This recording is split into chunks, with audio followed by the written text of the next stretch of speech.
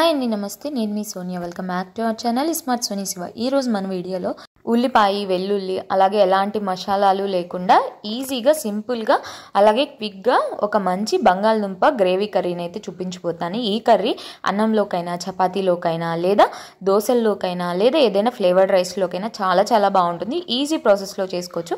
కార్తీక మాసంలో చాలామంది ఉల్లిపాయ, వెల్లుల్లి తినరు కదా, అలాంటి వాళ్ళు ఒకసారి ఈ విధంగా ట్రై చేయండి. చాలా చాలా బాగుంటుంది. సో ముందుగా ఈ రెసిపీ కోసం ఒక కుక్కర్ గిన్నె తీసుకొని అందులోకి నేను ఇక్కడ పెద్దవి 2 బంగాళదుంపలు అయితే వేసుకొని 1 గ్లాస్ వాటర్ వరకు వేసుకుంటున్నాను. మీరు మీడియం సైజు తీసుకుంటే ఒక 3 తీసుకోండి, అదే చిన్నవి తీసుకుంటే 4 తీసుకోండి బంగాళదుంపలు. ఇప్పుడు ఈ కుక్కర్ గిన్నెని స్టవ్ మీద పెట్టేసుకొని మీడియం ఫ్లేమ్లో పెట్టుకొని 2 విజిల్స్ రానిచ్చుకోవాలి. ఇలా 2 విజిల్స్ వచ్చిన తర్వాత ఈ కుక్కర్ గిన్నెని ప్రెజర్ అంతా పోయేంత వరకు పక్కన పెట్టేసుకోవాలి. ఈలోపు మనం ఈ కూరకి గ్రేవీ కోసం ఇక్కడ నేను చిన్నవి 5 టమాటాలు అయితే తీసుకున్నాను. మీడియం సైజు అయితే 4 తీసుకోండి, పెద్దవి అయితే ఒక 3 తీసుకోండి, సరిపోతుంది. ఇప్పుడు ఈ టమాటాలని శుభ్రంగా వాష్ చేసుకున్న తర్వాత చక్కగా ముక్కలుగా కట్ చేసేసుకోవాలి. నేను ఇలా వీడియో క్లిప్లో చూపించిన విధంగా టమాటాలన్నిటిని కూడా ఇలా ఒక టమాటాని 4 పీసెస్ లాగా కట్ చేసేసుకోవాలి. ఇలా 4 పీసెస్ లాగా మొత్తాన్ని కూడా టమాటాలు తీసుకున్న 5 టమాటాలని చక్కగా కట్ చేసేసుకోవాలి. ఇలా కట్ చేసుకున్న టమాటాలని ఇప్పుడు వీటిల్ని మనం మిక్సీ పట్టేసుకోవాలన్నమాట. సో ఇప్పుడు ఒక మిక్సీ జార్ తీసేసుకొని మిక్సీ జార్లోకి ఈ టమాటాలన్నిటిని కూడా ట్రాన్స్ఫర్ చేసేసుకోవాలి. ఇప్పుడు ఈ మిక్సీ జార్లోకి సన్నగా కట్ చేసుకున్న 1 ఇంచు అల్లం ముక్కలను అయితే వేసేసుకోవాలి. వేసేసుకున్న తర్వాత ఈ రెండింటిని మెత్తగా మిక్సీ పట్టేసుకోవాలి. నేను వీడియో క్లిప్లో చూపించిన విధంగా మిక్సీ పట్టుకున్న తర్వాత పక్కన పెట్టేసుకోండి. ఈలోపు మనం బంగాళదుంపలు ఉడికించుకున్నాం కదా, చూడండి ప్రెజర్ అంతా పోయింది. అలాగే బంగాళదుంప చాలా సాఫ్ట్గా ఉడికిపోయింది అనమాట. మరీ టూ సాఫ్ట్గా ఉడికించుకోకూడదు, అలానే మరీ గట్టిగా ఉడికించుకోకుండా ఇలా నేను చెప్పిన విధంగా ఉడికించుకోండి, సరిపోతుంది ఈ కర్రీకి. ఇప్పుడు ఈ బంగాళదుంపలని చక్కగా పక్కకు తీసేసుకొని ప్లేట్లో పెట్టేసుకొని తొక్కు వలిచేసుకొని ఇలా ముక్కలుగా కట్ చేసుకోవాలి. నేనైతే ఈ సైజులో ముక్కల్ని కట్ చేసుకున్నాను. మీరు కొంచెం పెద్దవైనా కట్ చేసుకోవచ్చు, లేదా చిన్నవైనా కట్ చేసుకోవచ్చు.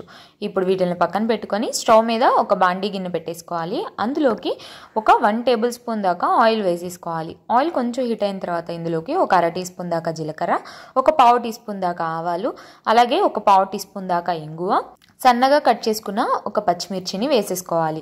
ఇవి వేసుకున్న తర్వాత ఒక రెమ్మ కరివేపాకు కూడా వేసుకొని వీటన్నిటిని కూడా దోరగా ఫ్రై చేసుకోవాలి. ఇవి కొంచెం పచ్చివాసన పోయేంత వరకు ఫ్రై చేసుకున్న తర్వాత ఇప్పుడు ఇందులోకి ముందుగా మనం మిక్సీ పట్టి పెట్టుకున్న టమాటా పేస్ట్ని వేసేసుకోవాలి. టమాటా పేస్ట్ కూడా వేసుకున్న తర్వాత ఒకసారి అంతా బాగా కలిసే విధంగా కలిపేసుకొని స్టవ్ని మీడియం ఫ్లేమ్లో పెట్టుకొని మూత పెట్టుకొని మధ్య మధ్యలో కలుపుకుంటూ నూనె పైకి తేలేంత వరకు, అలాగే టమాటాల్లోంచి పచ్చిదనం అంతా పోయి ఇలా చక్కగా ఆయిల్ సపరేట్ అయ్యేంత వరకు ఫ్రై చేసుకోవాలన్నమాట. చూడండి మన గ్రేవీ అనేది దగ్గరగా అయింది కదా. సో ఇలా అయిన తర్వాత ఇప్పుడు ఇందులోకి ఒక 1/4 టీ స్పూన్ దాకా పసుపు, రుచికి సరిపడా ఉప్పు, అలాగే ఒక 1 టీ స్పూన్ దాకా కారం, అలాగే ఒక 1/4 టీ స్పూన్ దాకా వేయించి పొడి చేసుకున్న జీలకర్ర పొడి, అలాగే ఒక 1/4 టీ స్పూన్ దాకా ధనియాల పొడిని కూడా వేసుకొని వీటన్నిటిని బాగా కలిపేసుకోవాలి.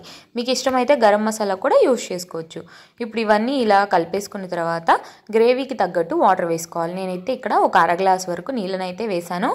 మీరు గ్రేవీ కన్సిస్టెన్సీని తగ్గట్టు 1 గ్లాస్ వాటర్ దాకా కూడా యూజ్ చేసుకోవచ్చు అనమాట. ఇప్పుడు ఇలా నీళ్ళు వేసేసుకున్న తర్వాత కన్సిస్టెన్సీ అనేది ఇలా ఉంటుంది. సో దాన్ని బట్టి మీరు వాటర్ అడ్జస్ట్ చేసుకోవచ్చు.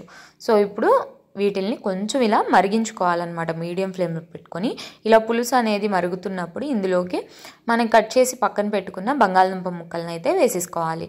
ఇలా బంగాళదుంప ముక్కలు కూడా వేసుకున్న తర్వాత అంతా కలిసే విధంగా కలిపేసుకొని ఈ స్టేజ్లో ఉప్పు కానీ కారం కానీ ఏదైనా సరిపోకపోతే టేస్ట్ చూసుకొని సాల్ట్ని, కారాన్ని అడ్జస్ట్ చేసుకొని మూత పెట్టేసుకొని మీడియం ఫ్లేమ్లో దగ్గరగా ఉడికించుకోవాలి.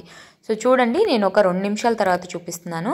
చక్కగా ఇలా దగ్గరగా అయిపోయింది కదా. ఇప్పుడు ఇందులోకి కొంచెం చిన్న ముక్క బెల్లాన్ని అయితే వేసుకుంటున్నాను, ఎందుకంటే టేస్ట్ని బ్యాలెన్స్ చేస్తుంది అనమాట. సో అలాగే సన్నగా కట్ చేసుకున్న కొత్తిమీరను కూడా వేసేసుకొని అంతా బాగా కలిసే విధంగా కలిపేసుకోవాలి. మీకు బెల్లం ఇష్టం లేకపోతే బెల్లాన్ని స్కిప్ చేసేయండి, ఏం పర్లేదు. అంతేనండి, మన బంగాళదుంప గ్రేవీ కర్రీ అయితే రెడీ అయిపోయింది. చూడండి గ్రేవీ ఎంత చక్కగా చిక్కగా వచ్చిందో. సో ఇప్పుడు స్టవ్ ఆఫ్ చేసుకొని పక్కకు దించేసుకొని సర్వ్ చేసుకోవడమే. చాలా ఈజీ ప్రాసెస్లో చేసుకున్నాము, ఎలాంటి మసాలాలు వేయలేదు, అలాగే ఉల్లిపాయ, వెల్లుల్లి వాడకపోయినా సరే అచ్చగా టమాటాతో చేసినా చూడండి ఎంత గ్రేవీగా, ఎంత చిక్కగా, ఎంత బాగా వచ్చిందో. సో ఇది రైస్లోకైనా, దోశల్లోకైనా, అలాగే చపాతీ, రోటీస్, అలాగే ఫ్లేవర్డ్ రైస్లోకి, పలావ్లోకి చాలా చాలా బాగుంటుంది. తప్పకుండా ఈ కార్తీక మాసంలో ఈ రెసిపీని ట్రై చేయండి. చాలా బాగా నచ్చుతుంది మీ అందరికీ. చాలా చాలా మెచ్చుకుంటారు మీ ఇంట్లో వాళ్ళందరూ కూడా. సో తప్పకుండా ట్రై చేసి ఎలా వచ్చిందో మీ ఫీడ్బ్యాక్ని నాతో షేర్ చేసుకోవడం అస్సలు మర్చిపోవద్దు.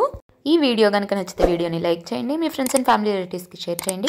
ఇంకా ఇలాంటి ఎన్నో ఈజీ అండ్ క్విక్ రెసిపీస్ కోసం స్మార్ట్ సోనీ శివ ఛానల్ని సబ్స్క్రైబ్ చేయండి. ఈ వీడియో అయితే ఇంతే. మరొక మంచి వీడియోతో మళ్ళీ మీ ముందుకు వచ్చేస్తాను. అంతవరకు సెలవు. By all.